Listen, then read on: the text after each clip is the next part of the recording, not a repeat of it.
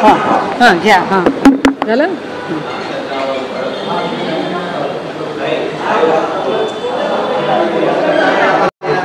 Hello hello check check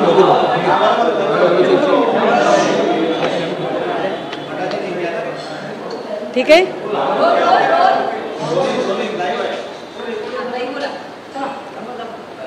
जय महाराष्ट्र. शिवसेना उद्धव बाळासाहेब ठाकरे पक्षाच्या वतीने आपल्या सगळ्यांचे या पत्रकार परिषदेमध्ये स्वागत आहे.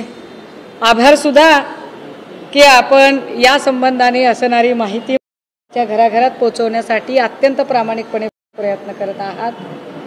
आजच्या 2 महत्त्वाच्या घडामोडी आपल्याला सांगितल्या पाहिजेत.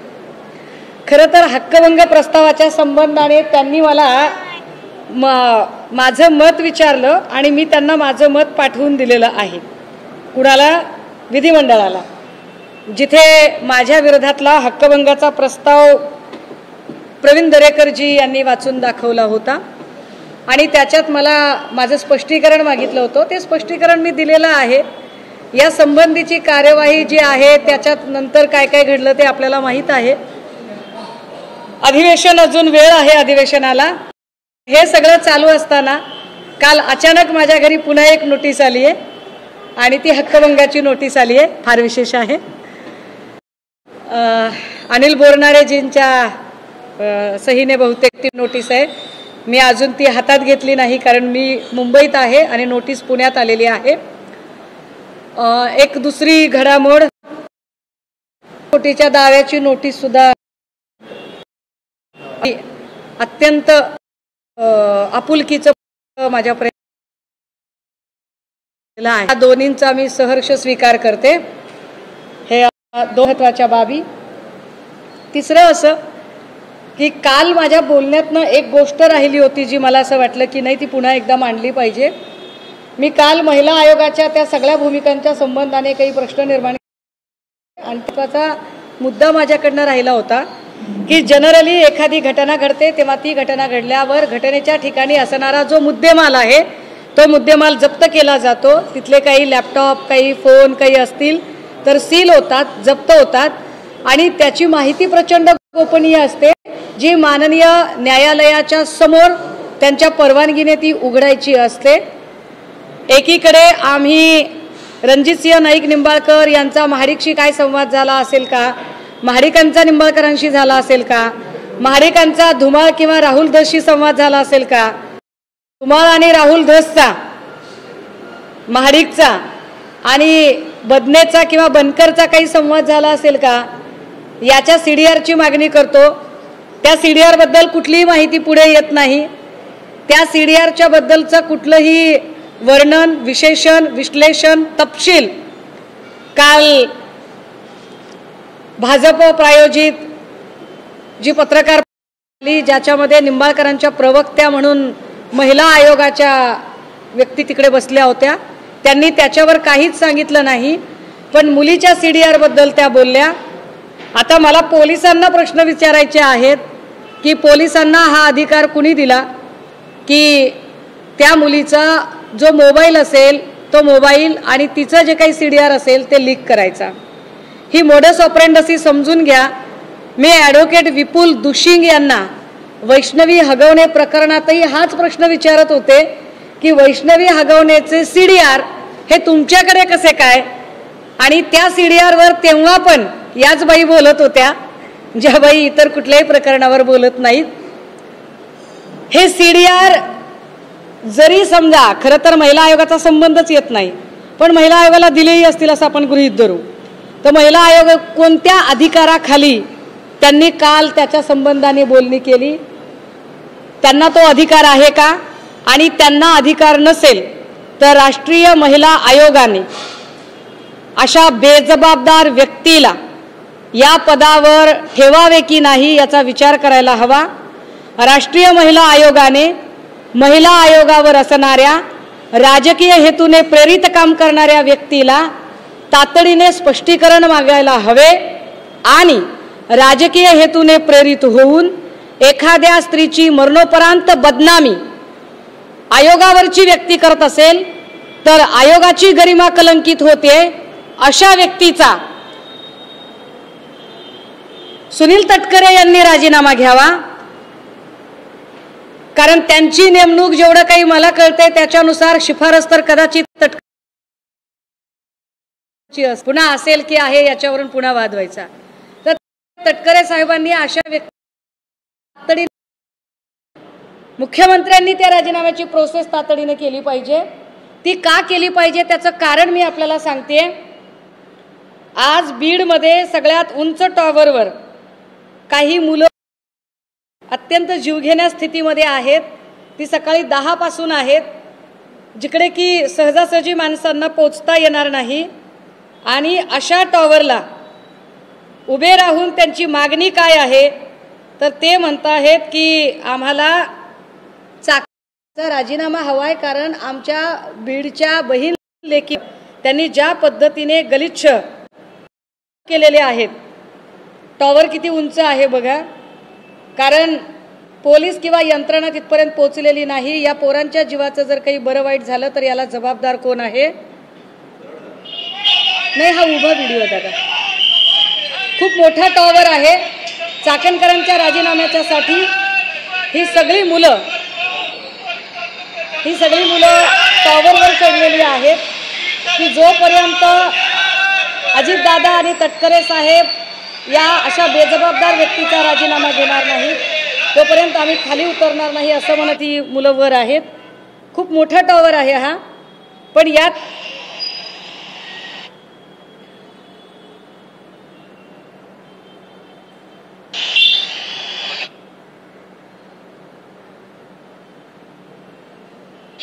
नमस्कार,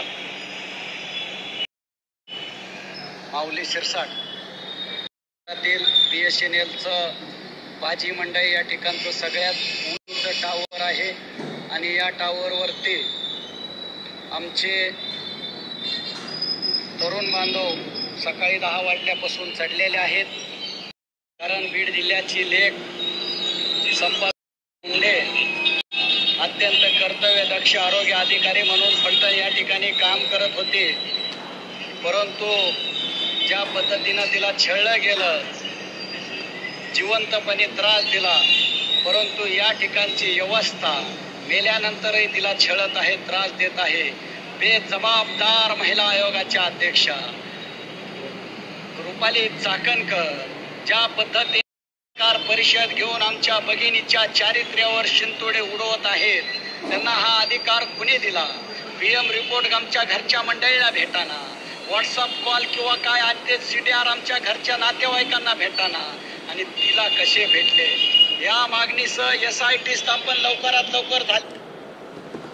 मंडळी, मी म्हटलं की मला काही नवीन माहिती आपल्यासोबत शेअर करायची आहे। हा एक फोटो आहे, आपल्याला हे प्रकरण माहीत असेल। हे अश्विनी बिद्रे हत्याकांड प्रकरण आहे। हे एप्रिल 2013चं प्रकरण आहे आणि या प्रकरणामध्ये 2016चं प्रकरण आहे। हे अश्विनी बिद्रे हत्याकांडामध्ये अश्विनी बिद्रेची हत्या झाली। हत्या खरं तर 11 एप्रिलला झाली होती, पण तिच्या घरच्यांना जेव्हा लक्षात आलं की आपली घरातली जी व्यक्ती आहे ती सापडत नाही आहे, तिचा कॉन्टॅक्ट होत नाही आहे, तेव्हा 15 एप्रिल 2016ला अश्विनी बिद्रेंच्या संबंधाने एक मिसिंगची तक्रार दाखल झाली होती। या मिसिंगच्या तक्रारीमध्ये की आमच्या घरातली व्यक्ती नाहीशी झालेली आहे, त्यांचा शोध व्हावा, पण तो शोध काही होत नव्हता। अखेर ती ज्या ठिकाणी राहत होती नोकरीच्या ठिकाणी, तिथे जाऊन तिचा लॅपटॉप वगैरे जेव्हा हस्तगत केला आणि अश्विनी बिद्रे यांचे पती आणि त्यांची मुलगी यांनी त्या लॅपटॉप आणि मोबाईलमधनं काही गोष्टी काढल्या, त्यावेळेस संशय हा अभय कुरुंदकर या माणसावर गेला आणि त्याच्यानुसार पुढे एक तक्रार लक्षात आली आणि त्याच्यात असं कळलं की 11 एप्रिल 2016ला अश्विनी बिद्रेची हत्या झाली होती। मी हे का सांगते त्याचं कारण पुढे सांगते आपल्याला। 11 एप्रिल 2016ला अश्विनी बिद्रेची हत्या झाली, पण गुन्हा हत्येचा दाखल झाला। गुन्हा दाखल व्हायला 1 जानेवारी 2017 उजाडलं। यामध्ये अनेक लोकांना म्हणजे अश्विनी बिद्रेच्या तर चारित्र्यावर प्रचंड शिंतोडे तर उडवले गेले, परंतु अत्यंत वाईट पद्धतीने हा तपास भरकटवण्याचा प्रयत्न केला, पण हा मुद्द्यावर आला होता। तो महत्त्वाचा मुद्दा असा की अश्विनीच्या मोबाईलवर अभय कुरुंदकरने, अश्विनी बिद्रेचे मेहुणे, अविनाश गंगापुरे यांना एक व्हॉट्सअपवर मेसेज टाकला होता। हा मेसेज कशासाठी टाकला होता तर तिच्या मोबाईलवरून मेसेजेस टाकून मी चांगली आहे, मला काही मानसोपचाराची गरज आहे, मी बाहेर गेले असं भासवत ती जिवंत आहे हे त्यांना दाखवायचं होतं। ज्यांनी हत्या केली ते दाखवत होते की अश्विनी बिद्रे जिवंत आहे आणि अश्विनी बिद्रेच्याच मेहुण्याला मेसेज, आणि त्या मेसेजमध्ये एक मेसेज होता WhatsApp chat, how are you. या हाऊ आर यू, मी ही बीबीसीची बातमी दाखवते आपल्याला। या हाऊ आर यूच्या मेसेजमध्ये यूच्या ऐवजी वाय लिहिलेला होता। अश्विनी बिद्रे कधीही यू, यानंतर ज्याच्यावर संशय आहे त्या अभय कुमार कुरुंदकरचा टेक्निकल सगळा डाटा आणि त्याची माहिती काढली गेली। तेव्हा मित्र नातेवाईकांनी सांगितलं की तो जेव्हा कधी त्याला यू टाईप करायचा असतो तेव्हा तो यू टाईप करण्याच्या ऐवजी तो वाय टाईप करतो, आणि या यू आणि वाय मुळे हा आरोपी सापडला गेला। ही वाय आणि यू मुळे उलगडलेली स्टोरी। मी का सांगते ही स्टोरी, त्याचं कारण सांगितलं पाहिजे। खूप 3 दिवसापासून एकच गोष्ट सांगते की तिच्या चारित्र्यावर जे शिंतोडे उडवले त्याला आम्ही टॉलरेट नाही करू। दादा असं म्हटलं की हातावरचं हस्ताक्षर आणि तिने 4 पत्र याच्यावरचं हस्ताक्षर हे जुळत नाही, ते जुळत नाही हस्ताक्षर। मी माझ्या आहेत आणि तेच आधार मला आपल्या समोर आहेत, आणि म्हणून इथे बोलावलं, आपणही आलात, मी आपली आभारी आहे। हे 4 पानी पत्र आहे दादा हो, आणि या 4 पत्रामध्ये साधारण 9 वेळा पोलीस निरीक्षक हा शब्द आलाय, 9 वेळा। आणि 9 वेळा जो पोलीस निरीक्षक शब्द आलाय ना, 9 वेळाच्या शब्दामध्ये हा बघा निरीक्षक शब्द मी झूम करून इकडे आणलाय प्रिंट करून, याच्यामधली सॉरी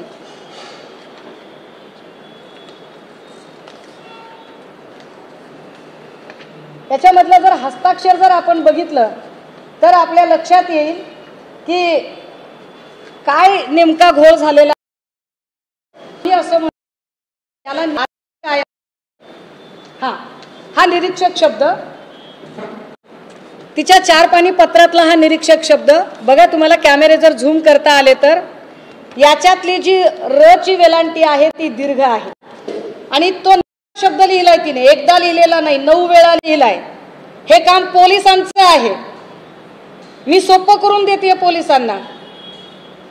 9 वेळा आणि त्याची दुसरी अगदी त्याच वेळेला तिच्या हातावर जो निरीक्षक शब्द आलेला आहे त्याची वेलांटी पहिली आहे। हे धक्कादायक आहे। मी जी गोष्ट वेग मांडत नाही, मी फार जीव तोडून मांडते। मला कुठल्याही पक्षीय राजकारणात जायचं नाहीये, मला काही देणं घेणं नाहीये। एवढंच म्हणायचं आहे की तुम्ही एखाद्या महिलेचं चारित्र्य हनन करताना जरा माहिती तर, मी हत्येचा संशय व्यक्त केला होता, पण आता या 2 गोष्टींनी या तरुणीची हत्या की गोष्ट अधिक किचकट झाली आहे। 2 हत्या असं म्हणा पुरेसा, फारच पुरेसा वाव आहे की 9 वेळा मध्ये लिहिलेला निरीक्षक शब्द त्याची वेलांटी दुसरी आहे, आणि सुसाइडल नोट म्हणून संदर्भ घेतलेला हातावरचा जो शब्द आहे त्याच्यातली र ची वेलांटी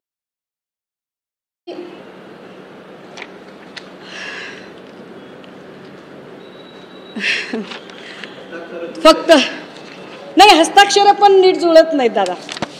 विशेष म्हणजे तिने अधीक्षक शब्द जो वापरलेला आहे ना, म्हणजे ती प्रत्येक वेळेला असा जेव्हा कधी शब्द येतोय त्यावेळेला ती दीर्घ वेलांट्या वापरते, आणि याच्यातली वेलांटी तिची रहस्व आलेली आहे। हे काय आहे याच्यावर काल महिला आयोगाने का बरं आपलं म्हणणं मांडलं नाही? सुपारी घेऊन आला होता तुम्ही, सुपाऱ्या वाजवता, सुपाऱ्या वाजवण्यासाठी येता आणि तुम्हाला जे पद दिलंय महिलांची गौरव गरिमा वाढवण्यासाठी, तिथं तुम्ही महिलेच्या चारित्र्यावर शिंतोडे उडवता. कुणाला वाचवण्याचा प्रयत्न होतोय? खरंच हत्या झाली आहे का? आणि जर हत्या झाली असेल तर, आणि जर अशा पद्धतीने जर स्थानिकचेच पोलीस अधिकारी संशयाच्या भोवऱ्यात असतील, ज्यांच्यावर आरोप आहे त्यांचा हवाला देत त्यांनी सांगितलेलं व्हॉट्सअप चॅट जाहीर पत्रकार परिषदेत दाखवत जर मांडलं जात असेल तर ते किती खरं धरायचं? त्यामुळे हा फारच महत्त्वाचा आणि भक्कम पुरावा. याच्यातला मी हस्ताक्षराचाही आता एक्सपर्टीज रिपोर्ट मागवलाय, तो मला 2 दिवसात मिळेल. अर्थात पोलीस करतील, मी नाही म्हणत नाही, पोलीस करतील त्यांचं काम. पण मला असं वाटतंय की मी फार कायदेशीर पद्धतीने जावं आणि एक एक मुद्दा फार काळजीने मांडावा, फार अभ्यासाने मांडावा. हे का मांडावं? कारण मी मगाशी तिच्या घरच्यांनाही बोलायचा प्रयत्न केला. एवढी साधी माणसं आहेत, ऊसतोड कामगाराचं लेकरू आहे, ऊसतोड कामगारांच्या जीवावर फार राजकारण होतं, मतं मिळवली जातात. पण ऊसतोड कामगाराच्या लेकराबद्दल एक अत्यंत कायदेशीर आणि एक अत्यंत शिस्तबद्ध, एका व्यवस्थित तपासाच्या योग्य दिशेने जाणारी रेषा कुणीतरी मांडण्याची गरज आहे. तो प्रयत्न इथं करते. त्याच्यानंतर मी आत्ताही संपदाची बहीण आणि संपदाचा भाऊ, भावाचा मला कॉन्टॅक्ट झाला नाही, बहिणीचा कॉन्टॅक्ट झाला. मी त्यांच्याशी बोलायचा प्रयत्न केला आणि म्हटलं तुम्ही काहीतरी टायमिंगच्या बद्दल बोलत आहात. हे टायमिंगचा काय विषय आहे तर साधारणतः घटना घडली त्या दिवशी खूप उशिरा तिची बहीण फोन करते आणि तो फोन पोलीस उचलतात आणि पोलीस सांगतात की तिला वाटतं की आपल्या बहिणीचा फोन चोरीला गेलाय का. ती म्हणते कोण बोलताय? आणि तिकडून सांगितलं जाते की आम्ही पोलीस बोलतोय. तुमच्याकडे कसा काय फोन? तर तुमच्या बहिणीने सुसाईड केलंय. कसं शक्य आहे? आणि मग ते टायमिंग सांगतात की तुमच्या बहिणीने सुसाईड केलेलं आहे. कधी झालंय? तर ते सांगतात की नाही, हे 7 वाजताच झालेलं आहे, संध्याकाळीच झालेलं आहे हे. पण त्या दिवशी बहिणीने एक स्टेटस ठेवलेला होता व्हॉट्सअपला आणि तो स्टेटस 11:06 संपदाने लाईक केलेला आहे. तो तिच्या मोबाईलवरचा हा स्क्रीनशॉट आहे दादा. हो, आता जर तिचा मृत्यू जर आधीच तुम्ही दाखवत असाल तर नंतर 11 वाजता ती हा व्हॉट्सअप स्टेटस लाईक कसा काय करते? वेळा चुकतायत का? पोलीस काही लपवायचा प्रयत्न करतायत का?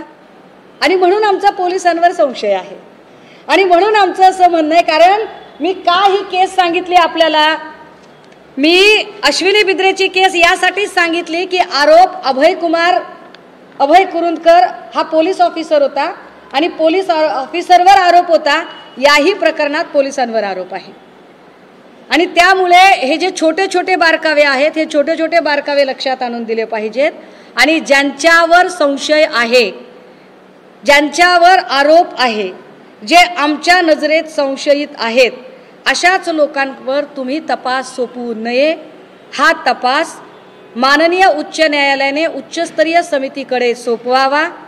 राहिला प्रश्न माझ्यावरच्या बदनामीच्या काय त्यांच्या नोटिशी बिटिशीचा, त्याला उत्तर द्यायला मस्त खंबीर आहे मी. ते नंतर बघता येईल, त्याचं काय एवढं नाही. हे काय माणसं कोण हाडागणारी असते, होय काय करते तेवढं, भांडलं तर कोणीतरी उभं तर राहिलं पाहिजे. त्याच्यामुळे ह्या गोष्टी महत्त्वाच्या आहेत. आणि एक सरते शेवटी आपल्या सगळ्यांच्या माध्यमातून मला संपदाच्या आईवडिलांना एक अपील करायचे, फार कळकळीचं, त्यांची लेक म्हणून.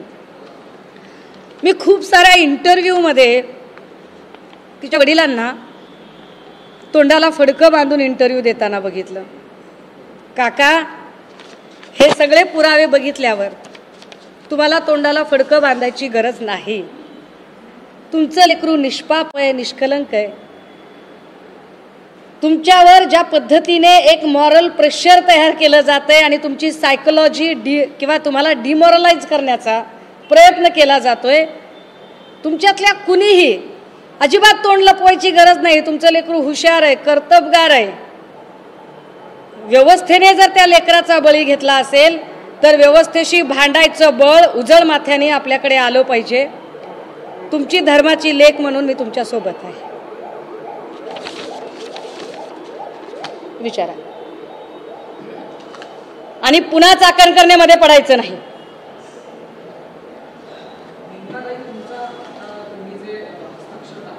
मी आपल्याला देणार दादा हे. मला माझा संशय मी पहिल्या दिवशी मांडतेय की जर पोलीस डिपार्टमेंटच संशयाच्या भोवऱ्यात आहे तर त्यांनी सांगितलेल्या गोष्टीवर मी का विश्वास ठेवू. जर मयताची बहीण सांगते की हस्ताक्षरामध्ये फरक आहे आणि तो फरक काय तो ढोबळमानाने मी आपल्या समोर आणलाय की 4 पानी नोटमध्ये जर 9 वेळा निरीक्षक शब्दाला रची वेलांटी दीर्घ केलेली आहे आणि हातावरच्या नोटवर मात्र रची वेलांटी ऱ्हस्व आहे, तो व्हेरी क्लिअर. अगदीच जे हातावर लिहिलेलं आहे ते दुसऱ्या कुणी लिहिलंय का, आणि जर लिहिलं असेल तर तो कोण आहे, आणि जर तो डिपार्टमेंटचाच असेल तर डिपार्टमेंट आम्हाला मदत करू शकेल का. मग याची चौकशी स्थानिक पोलिसांकडून काढून घ्या आणि याच्यासाठी उच्च न्यायालयाची उच्चस्तरीय समिती नेमा. ही उच्चस्तरीय समिती नेमावी आणि मी पुन्हा म्हणते की चौकशीच्या कक्षेत या सगळ्या लोकांना आणलं जावं. ते आणण्यासाठी जर तुम्ही ऐकणार नसाल तर मी 2 तारखेपर्यंत वाट बघतेय. 3 तारखेला दोन्ही हात तिसरं मस्तक जोडून अत्यंत विनम्रपणे मी फलटण पोलीस स्टेशनला जाते.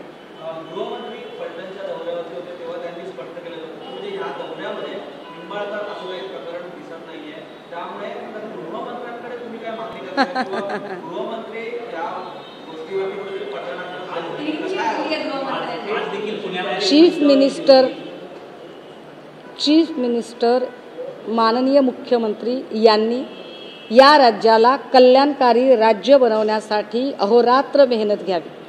माझ्या त्यांना शुभेच्छा आहेत. परंतु माननीय मुख्यमंत्र्यांनी न्यायाधीशाच्या खुर्चीत बसू नये. तो त्यांचा जॉब नाही. आणि जर तो त्यांचा जॉब आहे असं त्यांना वाटत असेल तर मग पोलीस स्टेशन आणि कोर्ट याचा फार्स कशाला करताय. बंद करून टाका सगळं. नाही तर बोर्ड लावा तुमच्या ऑफिसच्या बाहेर, येथे क्लीन चिट वाटून मिळतील. मुख्यमंत्री देवेंद्र फडणवीस यांनी बोर्ड लावावा आपल्या कार्यालयाच्या बाहेर, येथे क्लीन चिट वाटून मिळतील. त्यांनी नाही क्लीन चिट द्यायची. आणि मी त्यांच्याबद्दल अजून एक गमतीदार गोष्ट सांगते. नंदकुमार ननावरेचा व्हिडिओ जो मी दाखवला परवाच्या प्रेसमध्ये, त्याच्यामध्ये रणजित सिंग नाईक निंबाळकर असं ते म्हणाले. मयत व्यक्ती म्हणते की रणजित सिंग नाईक निंबाळकर. यावर मुख्यमंत्र्यांनी स्पष्टीकरण दिलं की म्हणाले त्यात खासदार कुठं लावलेलं आहे, फक्त रणजित सिंग निंबाळकरच म्हटलंय. फार विशेष आहे, खासदार कुठं म्हटलेलं आहे. आणि नाईक निंबाळकर काय म्हणाले, आमच्या गावात 34 रणजित सिंग निंबाळकर आहेत. तर निंबाळकरांना माझा प्रश्न आहे, त्यांच्या वकिलांना प्रश्न आहे. त्यांचे वकील कॉप्या करून पास झालेले नाहीत, ते हुशार आहेत अशी माझी धारणा आहे. माझा विश्वास आहे की ते अत्यंत विद्वान आहेत. माझा त्यांना प्रश्न आहे की जर तुम्हाला असं वाटतंय की 34 नाईक निंबाळकर, रणजित नाईक निंबाळकर फलटणमध्ये आहेत, तर ते 33 कोण आहेत दुसरे की ज्यांच्याकडे नागटिळक आणि शिंदे नावाचे पीए आहेत. लॉजिकचा प्रश्न आहे दादा, काय चुकीचं बोलते का. ते 33 कोण आहेत ज्यांच्याकडे शिंदे आणि नागटिळक नावाचे पीए आहेत. कारण पीए ठेवण्या इतकी औकात ती रणजित नाईक सिंह निंबाळकर यांचीच असेल. त्यांची का असेल, फार मोठी आसामी आहे. बरं झालं लक्षात आलं तुमच्यामुळे. किती मोठी आसामी आहे बघा. सांगितलं पाहिजे मी आपल्याला की किती मोठी आहे. अहो आपण साधा एखादा केक जरी तलवारीने कापला तरी आपल्यावर काय काय ॲलिगेशन येतात राजे हो. आता ह्या म्हणजे विशेष आहे.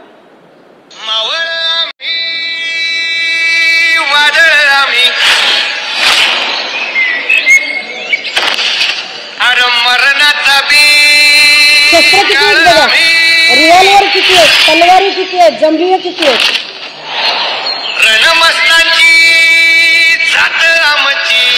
अरे काय तुम्ही कॉपीराइट करता.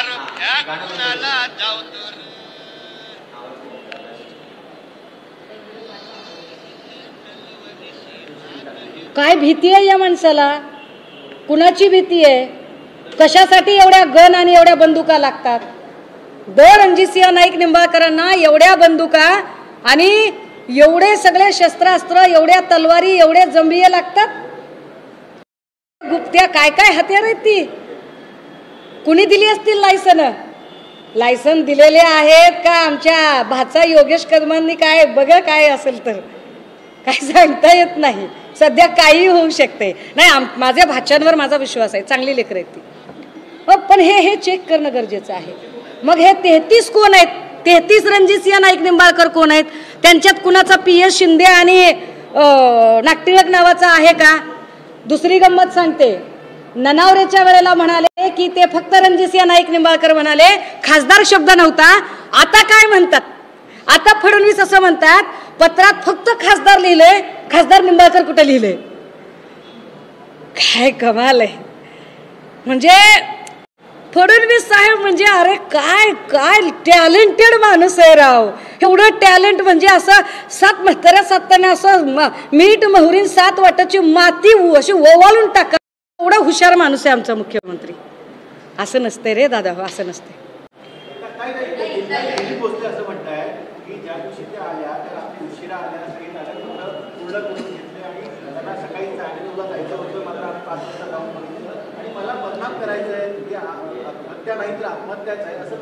चला चला मान्य, मी दिलीपसिंह भोसले पाटलांचं हे आर्ग्युमेंट मान्य करते. माझा त्याच्या पुढचं आर्ग्युमेंट आहे, डॉक्टर असलेली पोरगी एवढी काय अशी डोसक्याला गोडतेल लावणारी होती की तिला माहिती आहे की निंबाळकरांच्या दबावाने तिची डिपार्टमेंटल इन्क्वायरी लागली असं तिनेच तिच्या हस्ताक्षरामध्ये पत्रात लिहिलंय. ती निंबाळकरांच्याच निकटवर्तीयांच्या हॉटेलमध्ये जाईल का राहायला? लॉजिकच्या काय आता काय म्हणजे असं कसं हो? काहीतरी लॉजिक असेल ना. ती का जाईल त्या हॉटेलमध्ये की जे हॉटेल तिच्या शत्रू पक्षाचं हॉटेल आहे, ज्या नेत्याच्या विरोधात तिची तक्रार आहे त्याच नेत्याच्या निकटवर्तीयाच्या हॉटेलवरती का जाईल? दिलीप सिंहांनी त्याचं उत्तर द्यावं. पोलीस महासंचालक रश्मी शुक्ला आहेत, एक महिला आहे, या संपूर्ण प्रकरणात त्या तटस्थपणे बघतील आणि खास करून तुम्ही मोबाईल स्टेटस आणि वगैरे ह्याचा रेफरन्स दिला. रश्मी शुक्लांवरती शिवसेनेने सुद्धा आरोप केले होते की मोबाईल म्हणजे कॉल रेकॉर्डिंगचं वगैरे अशामध्ये कोण टाकतील प्रकरण, अशा प्रकरणात त्या जास्त नॉलेजेबल आणि जास्त एक्सपिरियन्स आहेत.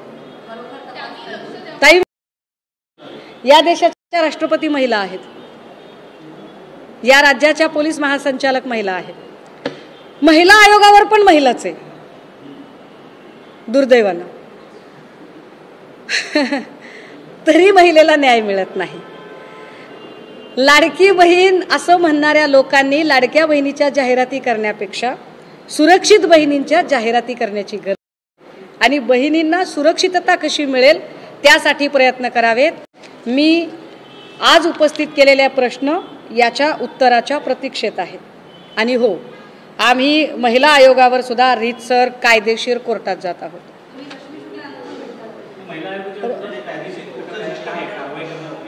नाही, मला कायदेशीर कोर्टात जावं लागेल की आयोगावरची व्यक्ती आपल्या जो कॉन्स्टिट्यूशनल प्रोटोकॉल आहे त्या कॉन्स्टिट्यूशनल प्रोटोकॉलच्या बाहेर जाऊन जे त्यांच्या फ्रेमवर्कमध्ये नाही आहे, जे त्यांच्या कार्यकक्षेत नाही, तिथे आउट ऑफ द बॉक्स जाऊन जर पॉलिटिकल इंटरफिअरन्स करत असतील त्यांनी करावा.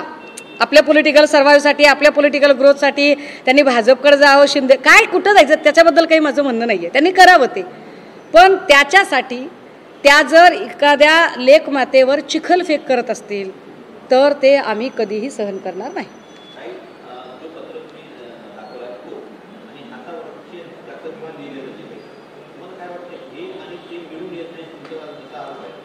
आता हेच सांगते मी मगापासून की माझं म्हणणं आहे की हे वेगळं कसं आहे, हे वेगळं कसं आहे. एकीकडे 9 वेळा, एकदा चुकू शकतो साहेब, एकदा लिहिलंय चला चुकून लिहिलं, गडबडीत लिहिलं समजू शकते. 9 वेळा निरीक्षक शब्दाची वेलांटी दीर्घ येते आणि हातावरची वेलांटी मात्र ऱ्हस्व येते. तिचे जेव्हा जेव्हा याच्यातले 4 अक्षरी शब्द आपण तपासतो तेव्हा 4 अक्षरी शब्दामध्ये दीर्घ वेलांटी येते आणि इतर ऱ्हस्व वेलांटी येते. हे काय आहे? कारण मेडिकलची जी लेकरं असतात त्यांचं मराठी आणि ग्रामरचं थोडंसं त्रांगडं असतं. हे फार महत्त्वाचं आहे.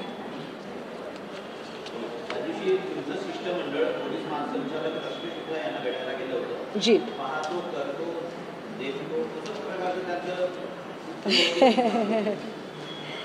असू द्या असू द्या. त्यांनी जरी महिला म्हणून कोणाची गय केली नाही तरी आम्ही महिला म्हणून सगळ्यांचा सन्मान करतो. आणि मी म्हणते ना की मी सन्माननीय उद्धव बाळासाहेब ठाकरे या अत्यंत संयमी, सभ्य आणि सज्जन माणसाच्या नेतृत्वाखाली काम करत आहे. त्यामुळे वेग काहीही बोलणार नाही, विनाकारण कुणाचंही व्यक्तित्व हनन करण्याचा प्रयत्न करणार नाही. पण एक नक्की, राज्याच्या पोलीस महासंचालक महिला आहेत. महिला म्हणून त्यांनी संपदा मुंडे ही त्यांचीही लेक बहीण आहे. या न्यायाने आपल्या लेकीला, आपल्या पोरीला न्याय द्यायचा आहे म्हणून त्यांचं काळीज जरा संवेदनशील व्हावं आणि त्यांनी या सगळ्या प्रकरणाची गांभीर्यानं दखल घ्यावी ही माझी विनंती असेल त्यांना. थँक्यू.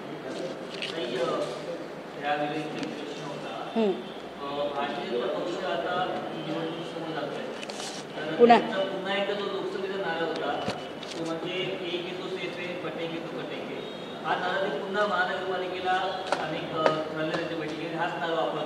जर हा नारा वापरायचा असेल आणि पुन्हा हिंदुत्वाचं कार्ड खेळायचं असेल तर माझा सरळ साधा प्रश्न आहे, संपदा मुंडे कुण्या धर्माची आहे? संपदा मुंडे हिंदू आहे ना. मग संपदा मुंडे हिंदू आहे तर हिंदू बहिणीच्यासाठी आता हिंदुत्व करून ओरडणारे किती जण मैदानात येणार आहेत? एरवी जर समजा आरोपी इतर कुठल्या धर्माचा असता तर आतापर्यंत नितेश राणेने घरातले हाय नाही तेवढे सगळे अगदी वलानीवरचे कपडे सुद्धा बाहेर आणले असते. काय हे धंदा? माझ्याकडे अजून आलेलं नाही दादा. मी अभ्यास करेन आणि मी अभ्यास केल्यानंतरच त्यावर बोलेन. ओके, मी नक्की त्याच्यावर चेक करेन. पण मी उद्या किंवा परवा मी अजून एक प्रेस कॉन्फरन्स करेल आणि नाईक निंबाळकरांच्या त्रासाने कंटाळलेले साधारण 3 ते 4 कुटुंब मी पुन्हा पुढे आणेन. कारण यांचा आका कोण आहे तो आका शोधला पाहिजे. आपण परळीचा आका शोधलात, परळीच्या आकाला गजाआड केलं, फलटणचा आका सुद्धा शोधला गेला पाहिजे.